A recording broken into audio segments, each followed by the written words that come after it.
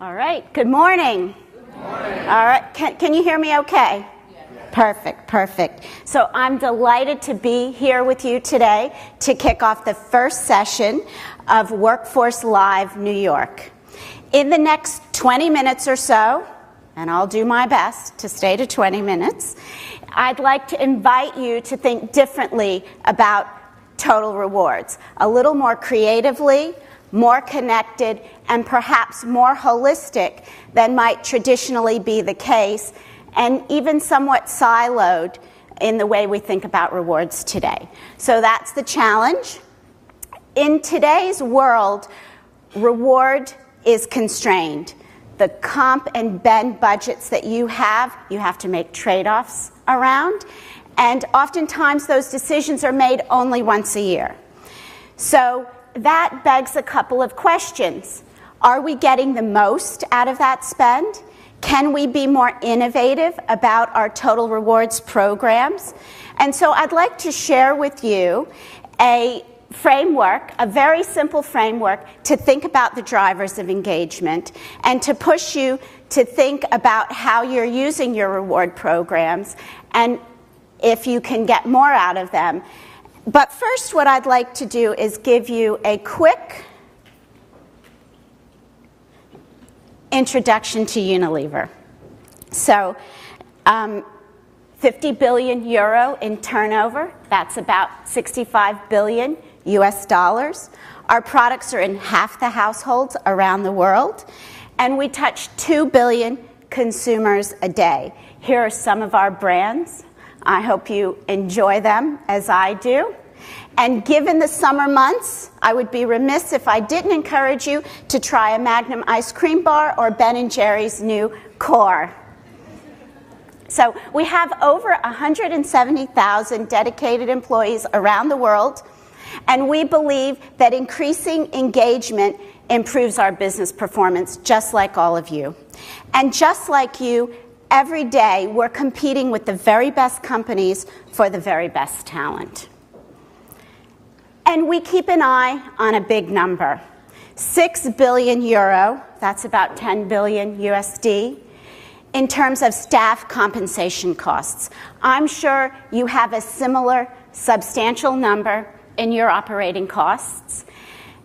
For us, it's right behind raw materials and advertising and promotion. And so that begs a couple of questions, which we'll come to. But first, look at these ugly statistics. And now I'm delighted to tell you that they're not Unilever statistics, but in fact, they are from a Gallup research study that was done last fall. Do you ever get, and I'll have to stop for a minute, do you ever just get a little gift that you were unexpecting? And for me, it was the New York Times article that appeared on Sunday, and I had already turned in my slides, and look at that.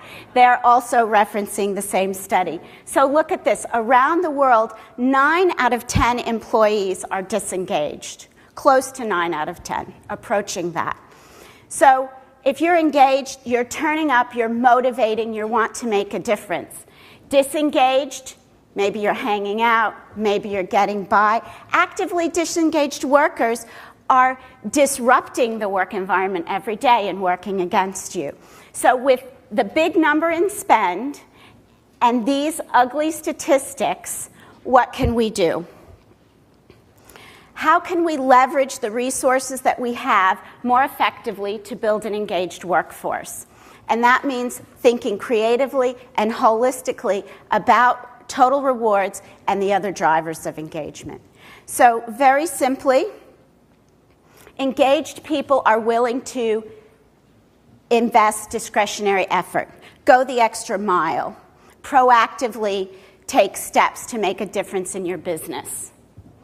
So here we go, a very simple model.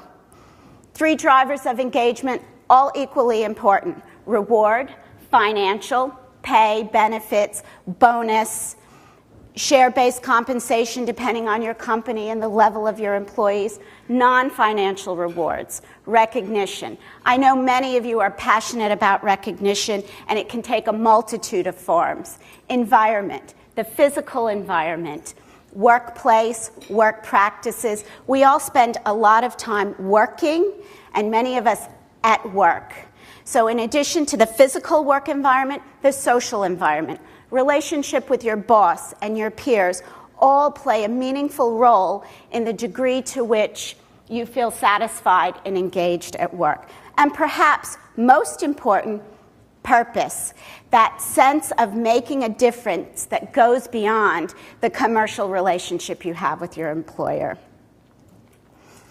So before I move to a few tools that you can use to make a difference, I want to ask sort of a rhetorical question. Why do managers, I'm sure you can envision this in your company, always go to financial rewards first to get engagement, to solve a problem? Is it because it's obvious and easy? I'm sure you've experienced that more than once, and you call up your reward, your comp person, well, we have to solve this problem. But that can really be a mistake, because in fact, the non-financial drivers are as important and as critical in driving engagement. So what I'd like to do is to spend some time thinking about some innovative ideas that we've used, and hopefully you can apply some of those in your companies. So the first one is our total reward system. Now for us, this has been a real journey to get to the point that we have now. We have an online system that employees can click on and look at the totality of their reward package at any point during the year. So that's fantastic, because it's oftentimes the size of the total pie as opposed to the little adjustment that you might make in a constrained bonus year or with a constrained merit budget that you might have. And I'm continually amazed at the number of people who don't understand the totality of that package. In fact, we're a consumer products company. The package is as important as the product. That's got to convey the benefits of the product. It has to get the consumer to take it off the shelf, to try it, and then to repeat. So what I encourage you to do, if you're not a reward professional, go back, partner with your team, work as much on the packaging of your rewards program as you do on the technical design and the market competitiveness of those programs. So 2 insights that you might find really interesting. We've added 2 buttons really out there for reward people. Rate my reward. So when employees go on their site and look at their program, they can rate the reward elements in terms of how much they value them, the degree to which they understand them. They can also give us a score on the degree to which they would actively speak positively about them or would be critical of our reward programs. And we get an advocacy score with that. And so we can look at the big data themes that we have in that and know what countries might have some challenges around reward advocacy, which global teams, we're a large multinational business with global functions. So are there certain functions that have concerns? Do we need to dial up how we communicate? Do we need to improve our managers' understanding of our program so that they can be better advocates? Second button, under construction, model my reward. So not only will employees be able to go in and model their rewards based on how they might do, you get a performance rating, your boss thinks you were brilliant, you can have a bigger bonus or a smaller bonus. So that's okay, but the other thing we want them to do is model those rewards based on how Unilever does or how their part of the business does, to encourage the collaboration and the teamwork that's really going to make the business perform overall, and then create better rewards, and we're all winning together. So not only that individual, but driving up that team element through modeling reward opportunities. Right? Here's just a quick click into the site. I would leave you with one thought. So we've been on a journey. We didn't always have this level of sophistication. We've partnered with a firm, Buck Consultants, to develop this bespoke system that we have. But before this, I assure you, I was always passionate about the communication of our rewards programs, and you too, even if it's through your annual employee survey or other feedback loops and communication materials that don't have to be real time all the time the way this is, you can get further down the communications path with respect to your rewards programs. Okay, recognition, right? I'm sure many, if not all of you, have some sort of a recognition program. We've got global branding and a number of in-house options on a portal to do this. But let me just ask, how many of you, and I ask this all the time, just get too much darn recognition? You know, if your boss would just stop thanking you all the time, you could get on with what you have to do, right? And how many of you spend too much time reaching out and recognizing the people in your team and across your organization that make a difference in your getting? Oh, I'm going to shake that gentleman's hand as soon as we're done. Right. So look, and even the New York Times article, as timely as it is, referred to the relationship with that supervisor and the feedback that you get as one of the 3 or 4 top things that make a real difference.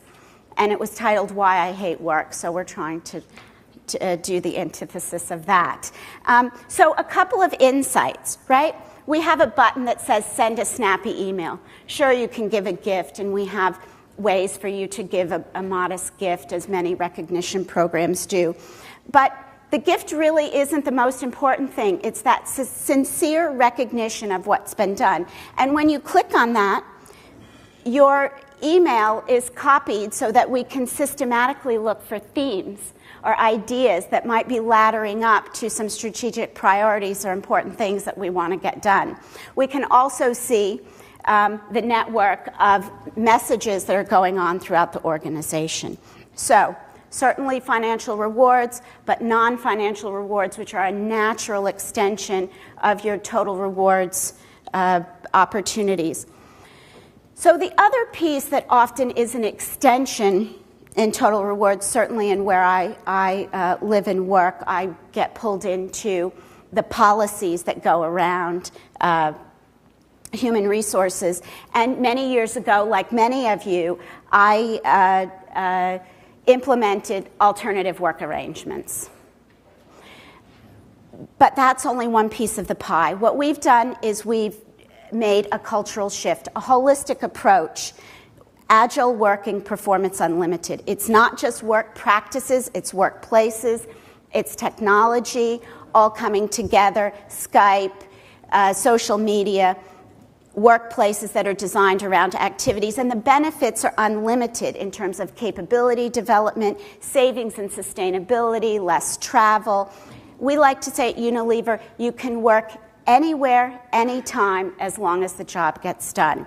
Now that doesn't mean everywhere, all the time, and we hold our leaders to that and we hold them accountable for that.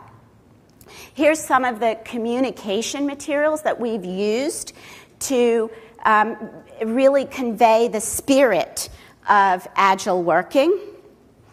And our employees love it. They feel very empowered. You might be familiar with these old environments. I've worked for many years in these environments. And here are the new environments. They're designed around activities, just like your house is. There's quiet focus places to do individual work. There's connect places to collaborate.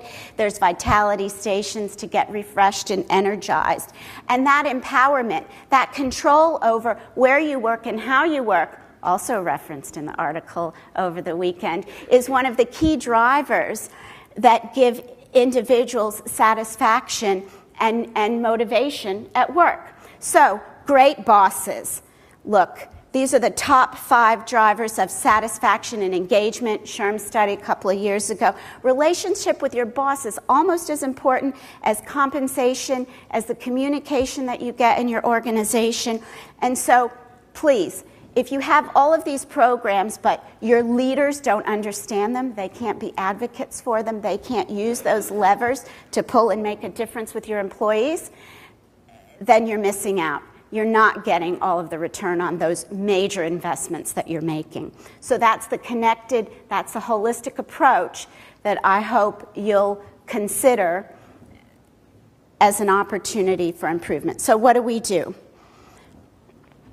We measure our leaders in terms of how they do their job as well as what they do. So it might be through an annual people survey that has a leadership dimension. It could be through competencies where you assess your leaders based on, the behaviors that they use to deliver the results that they have. And then we assess through our annual performance review process, which I hope you do as well. It's not just about what they do, but it's how they do it, and it's equally important. And then thirdly, it's through capability building. And we've had a number of programs over the years to help leaders be better managers of others. The insight that we're finding is that we need to make them in smaller bites, shorter bursts, and sort of situation specific. So if someone needs to coach or counsel, have a courageous conversation, do they really understand the reward programs at the times of the year when we're having those conversations? And can they pull all their levers? Because that boss, that good boss who can become a great boss, is really central to the success that you want to have with all that you're investing in brilliant design of HR programs. So that brings me to the last and perhaps the most important, and that's a real sense of purpose. And I tell you, as an HR professional over the years, I don't think I've fully appreciated this central idea.